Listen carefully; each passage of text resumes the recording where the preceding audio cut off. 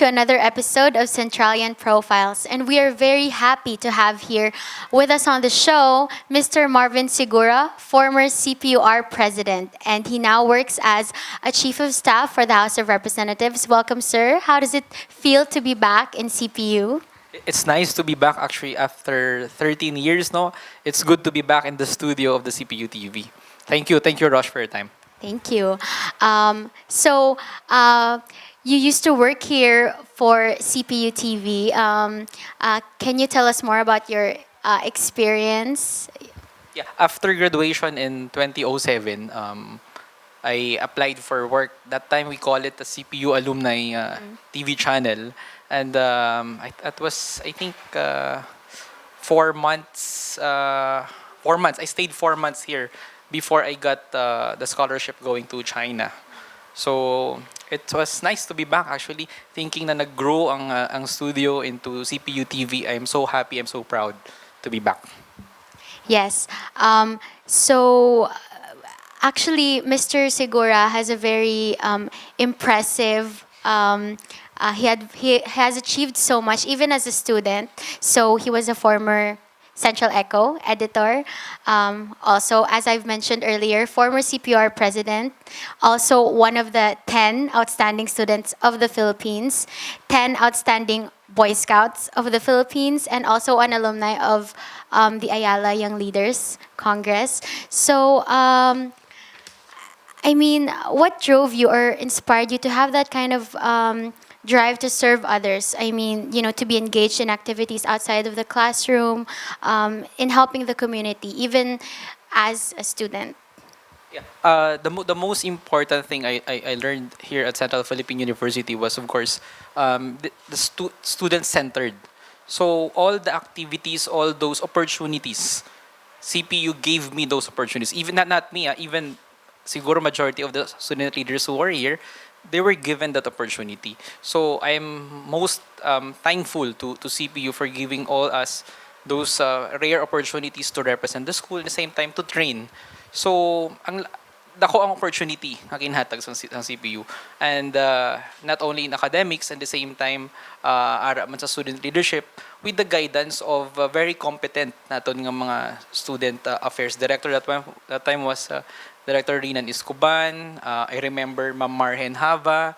And of course, our teachers, our faculty and staff, and the administration that time. So, very supportive to student leadership. That's why siguro ako na-expose. I was exposed to all this training Ayala program, TOSP, sa Boy Scout, and all. So, very, very, thankful for CPU. And do you think that has helped you a lot in your career? Definitely, so dako siya nga bulig. When I entered the public service in 2010, I joined the National Youth Commission. Kaya syempre ang paggaling ko sa CPU, youth-centered ang akong approach. So I really wanted to help sa youth sa Philippines. So I joined the National Youth Commission. Then I transferred to Congress where I work as a legislative assistant of a deputy speaker. Then later on, I transferred to Malacanang to work for a cabinet secretary. Then balik ako Congress in 2016. Nag-skip lang ako for a year and a half in government because I joined the United Nations Development Program. So, tanan nga opportunities. Almost every step of the way, I'm so thankful because na-experience ko ang student leadership at Central Philippine University. That's why when I went outside CPU, it gave me that confidence. It gave me that training, the program na naagyan ko sa CPU, na harness ako katama. So, I think amo na ang nag-shape up man sang akon nga personality. And right now, as chief of staff of one of the congressmen from Mindanao, it's really a process nga ako na again. So you've mentioned, gin-mention mo kagina nga, you worked for UNDP, United Nations Development Council. So for people or for some people who want to work for the development sector, I think working for the UN would be at the top of their list. So how was it working for UN and being given the privilege to work for such a worthy cause? How does that feel? Actually, it was accidental when I joined the United Nations Development Program because of my experience with the Yolanda recovery. So my second assignment in Malacanang that time under Senator Lacson was to uh, ensure the coordination of national government agencies to provide these programs for recovery and rehabilitation. So when UNDP opened that slot, they normally they will just like publish na they need a specialist, they need governance specialist, they need a recovery specialist. So I entered UNDP as a project associate for the recovery and crisis intervention. So my advice, if you really want to go to development sector, you start from even a small NGO. Actually, it does not matter, small or big, as long as you do and perform well. At the end of the day, you will be hired not by your school, not by your background, but your performance of your previous. Balikan ko lang, my first job gali in the Philippines, I was a communications officer for Verlani Foundation. This is the French foundation supported by KC Concepcion and the French government. So that gave me actually the insight on why I want to go to the development sector. But the best experience I could share to you, Rosh, now, because at CPU we have the CPU Outreach Center. And I'm so active during the time when I was CPUR president. Even when I was with the Central Echo, dako nga bulig because I always partner with CPU Outreach Center. And that gave me also the perspective na when you go outside CPU, mas madamo pa sa problema. Mas madamo ka pwedeng mabulig. So my first advocacy was children and youth. And when I joined UNDP, my advocacy shifted to recovery and rehabilitation. So actually tahi siya eh. That's why if you are right now, ara ka sa small nga NGO or local or even national NGO, be sure to perform your best. Parang you take it as every day is your last day because that will be your ticket to your next job. So be sure to perform well and don't fail kung ano man ang mga objectives or ano ni goals ng imong organization because that will be your ticket. So you've mentioned na you worked for the development sector, and sometimes the job in that sector can be very demanding, very tiring, but of course it's very fulfilling at the same time. So ano mga na-feel mo sa mga during the times when you were about to like give up because medyo kapoy and all? Actually, stress is part of our work, especially when I was with the development sector. Do ka fulfilling man gid. So after mo work, makita mo ang smiles sa mga bata, makita mo ang smiles sa mga organizations and communities kung hindi ka serve ang imong project. When I joined government, it's like times 2, times 3 siguro ang levels ng stress. But at the end of the day, this is just a mission, a work. You are also a work in progress. So what I do, I ensure na there's a work-life balance. Kung isa gani gamba sila nga balance, but for us, we call it work-life integration. Because you have to integrate to keep your sanity, you have to integrate kung ano man ang mga relaxation. But for us, you should travel, isa gina siya, and take a rest. At the end of the day, 24 hours lang naman ang oras, the next day is a new 24 hours. So, you have to ensure na na-exhaust mo man ng imo best, but syempre, you need to take a rest and relax as well. So, stressful, fulfilling, pero you have to manage your health as well. So you've worked for the government for how many years? Wow. I started in 2010. 2009. 2010. Then, yes, almost 8 years or 7 years and a half because may 1 year and a half ako with the UN. So, yeah, dugay naman actually. So, I mean, some people, of course, you've worked for the government for quite some time. I mean, others would not have coped with the stress and would have just given up or just would transfer to like a private company. So, what has kept you going? Okay. Yeah. My position in government is not permanent. I am a co-terminus official, so I serve at the pleasure of my boss. They always ask me that. Why don't go permanent? Because for me, if I go permanent, mag-relax ko eh. So ara ko sa side nga, okay na ako, 8 to 5, clock in, clock out. May experience kasi even when I was here at CPU, gusto ko bago, gusto ko may thrill, gusto ko may adventure sa work. So I go for a co-terminus position because I don't know. Today I'm the chief of staff. Maybe tomorrow I will be replaced. So that's my motivation to do your job well now. Don't wait for tomorrow.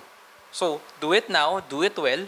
At the same time, you ensure na you're doing or accomplish whatever instructions or job on your plate. Kay every day gani is your last day. That's my motivation. When I was at the National Youth Commission, my boss was a commissioner. We were um, we were terminated by the office of the president because we were coterminus. We were appointees of the former president Arroyo. So when President Aquino came in, so there was an announcement that all those appointed by the former president will be terminated by end of August. That's why I ended my NYC position by August 30. So I realized as early as those dates, August or September 2010, I realized you have to do your best because my ticket to Congress was my performance at the National Youth Commission. Then my ticket to UNDP was my performance in Malacanang at the rehab. And now I came back to Congress because of trust and confidence of my former boss as well. So it revolves around wala permanent. So I don't like the 8 to 5 clock in clock out as a government officer. I would rather go for those results based, results oriented. So I deliver results. For sure, my boss will keep me in the position. That's my motivation. Every day is your last day. Do it well. Be sure na you are delivering kung ano man ang gina-require sa imo. Okay. That's some very insightful words from Sir Marvin. Okay, especially for us working millennials. Okay, do your Millennials best. pa man ako Sulod pa millenn- ko. Especially for you and me, working millennials. So do your best. Wow, I've learned a lot from you in our conversation today. Another question. Okay, so at this point of your life, do you think you are at the peak of your career, or are there some things that you still want to achieve? Peak of actually okay, sige. Peak. All the agencies I've worked with, let's say National Youth Commission, Congress, UNDP, Malacanang, then back in Congress, all those years with those agencies, may ara ko peaks. So gapik ko. Tapos may time nga I realized na bored na ko. Gusto ko mangita sa bago nga work. Gamba sila before nga kita nga mga millennials, we like hopping. Yes. 6 months in the job, gusto mo bago na naman. 6 months again, gusto mo bago naman. Pero that's the beauty of that's the beauty of experiencing ini nga mga task, ini nga work. Kay ako before, even in my first job, I just do photocopy, sending fax. Because if you don't know how to do it, for sure, you will not move to your next assignment. So even at that pinaka easiest or pinaka crappy siguro nga obra, I do that. Kung kisa joke ni ko nga mayroon ako masters in binding. Oo, kay not all people kabalo mag-bind, 'di ba? So even us, we trained from those office works na related. Pero syempre at the end of the day, when you go up the ladder of, let's say, mag-peak ang imong career, para sa ako though hindi ko makita ang peak eh. Kay sige lang ko ya. So just continue doing what do you think is good, and you're delivering results for your company or for your organization. Just do it. Pero you will see, because opportunities will always be there. As long as you're doing what's best for your organization and what's for your job. Because if you fail, of course, that will be counted against you. Yes. So, do it well lang.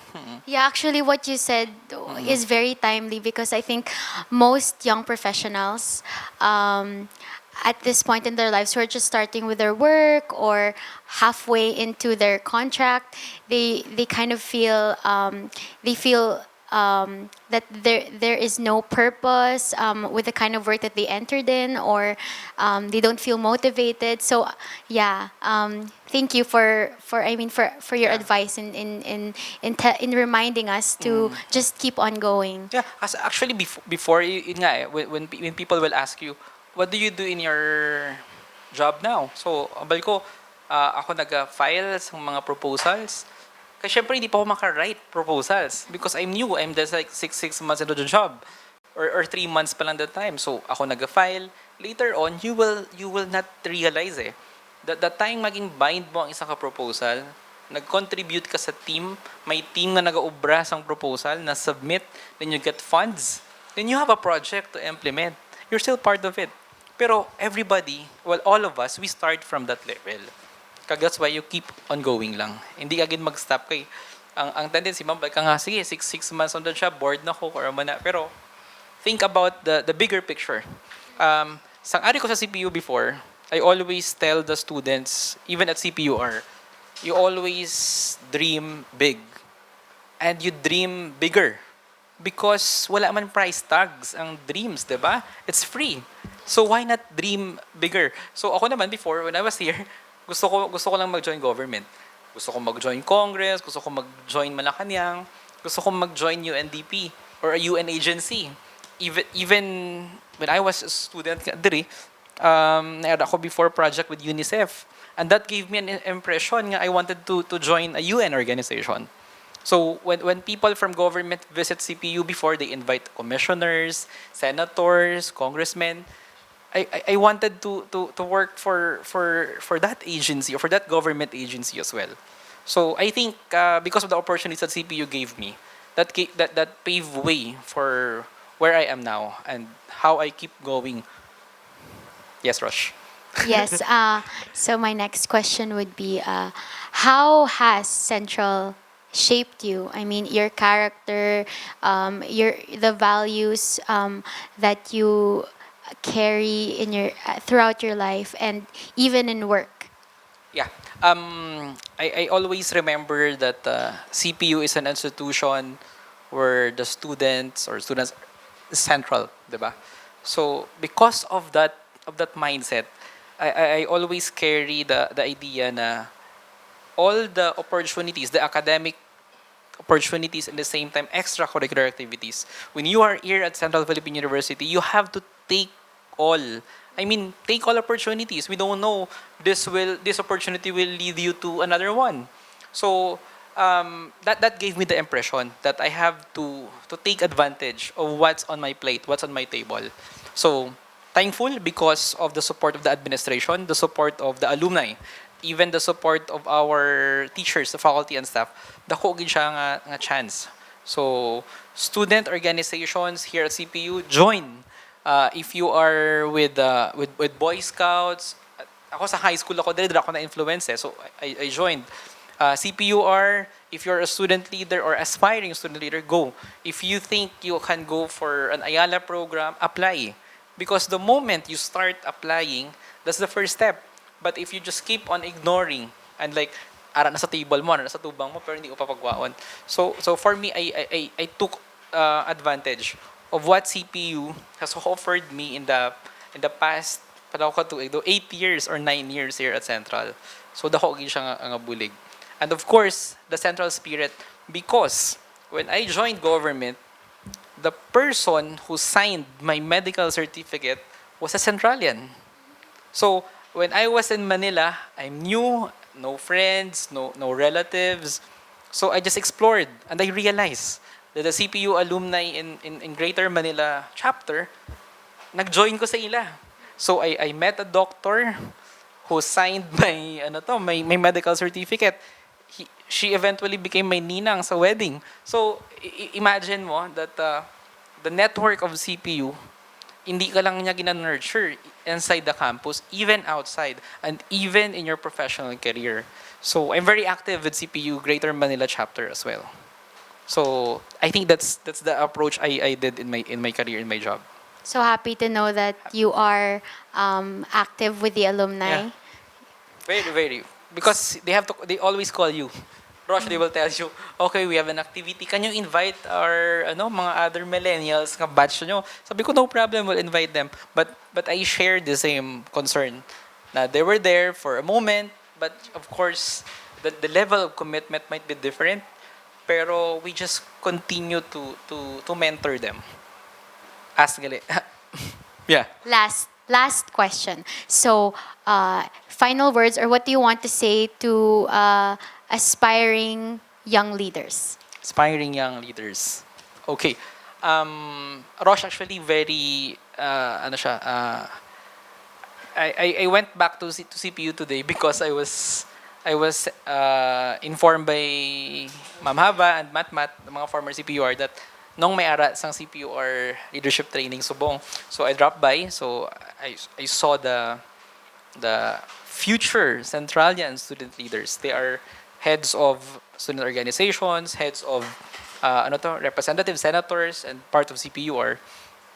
Nakita ko ang ilang activity sa Babaw Kagina. I realized nga 13, 15 years ago, we are like them as well. So pareho kami tanan. So I guess sa pag-istorya, okay na ma'am, habambal ko ma'am, we have to continue the program, because that program that they are in right now, that the one that they're handling upstairs, is the same program we undergone 15 years ago. And that's effective because seeing student leaders right now. So my advice is to to continue to explore kung ano mga opportunities that CPU can give you. So if you are a CPR president now or a CPR senator, aspire for more programs for the students. If you are with the student organization, let's say, may commerce pa. CBA organization, then i-ensure that your members, accountancy students, members ng imong organization is they get the best of that organization ninyo nga pwede i-provide. So when you are with the nurses fellowship or ano pa mga organizations sa CPU, take advantage. And if you are a leader now of that organization, take note, 1 year lang na siya or 2 years. So you have to maximize what you can give, what you can organize for your constituents. So when you leave CPU, you get that training, you get that experience. You can always use that when you work for, let's say, government, civil society, or even a private organization. So for student leaders at CPU right now, continue to do what you think is best for your constituents. Never stop dreaming, or never stop thinking or innovating. Okay, because like millennials right now, we always stop kung anong nasa book, or we stop kung ano na makita sa social media. But right now, you have to think of ways na pwede mo balikan, and at the same time maka-influence ka and make a difference. And that's very important for young leaders of CPU right now. Maximize. Kung amon sa government sa Yolanda before, our theme is coordinate. But right now for CPU, you have, for Centralian student leaders, you maximize. I-maximize kay may social media subong. Unlike before sa time namon, we do manual research, but this time you have everything available for you. You have to maximize and ensure that your constituents, your students, members, they are getting the programs and activities. They are getting the benefits because they put you there in that position. That's all, Rush. There you have it. Thank you so much, Mr. you, Marvin thank you, Segura, for guesting for today's episode. And we were very inspired by your insights and your Thank words. you. Hopefully na-inspire ka mo. Yes. So once again, this is Rush Lunasco for Centralian Profiles.